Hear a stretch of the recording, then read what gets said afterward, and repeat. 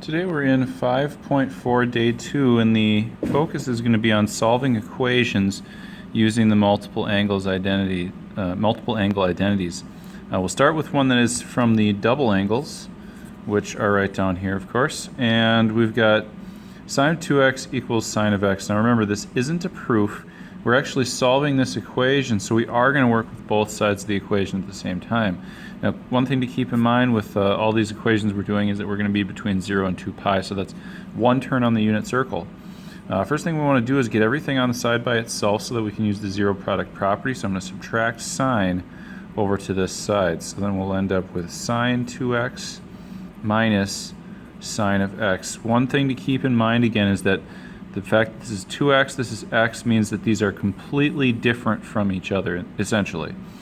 These are not able to be taken apart or put together or anything like that. You can't mix them until this 2x is no longer a 2x.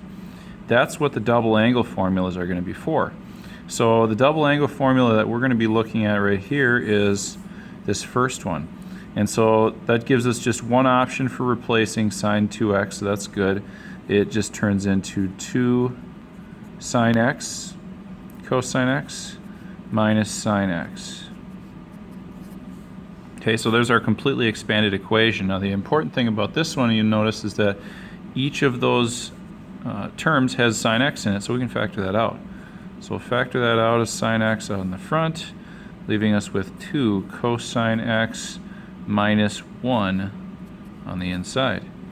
Now that we have two factors, we are ready to make a couple of mini equations, and so we can split that up with with the zero product property.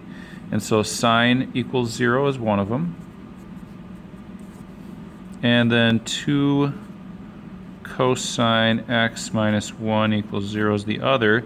We want to get them both solved for the trig ratio, so I'm going to add 1 and divide by 2 on both sides for this one, so that means cosine equals 1/2. And then once we get to this point, we look at our unit circle and see if we can find all the different angles in the unit circle that apply to this. So sine x equals 0 means that we're looking for any angle in the unit circle that the y value is equal to 0. So if we look on this unit circle here, here's a spot where the y value equals 0.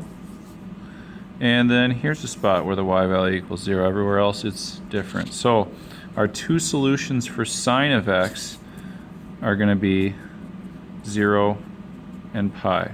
Now remember that when we're at 0, we use 0 rather than 2 pi. 0 is what we have here. That's got the square bracket. 2 pi is the rounded, so we don't include that one. We just go to 0 instead. All right, so those are two of our solutions. Then we have cosine equals 1/2. Cosine is the x value in the unit circle, and we want all the ones that are positive 1/2. So we take a look here. Here's an x value with positive 1/2, so that's one of them. This one's negative, so that doesn't work. This one's negative, so that doesn't work. But then this one is positive, so that's the other one that we want here. So we're going to have pi over 3 and 5 pi over 3 for our solutions on that one. So pi over 3 and 5 pi over 3.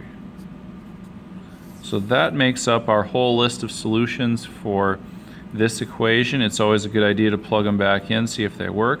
In this case, they all will check out.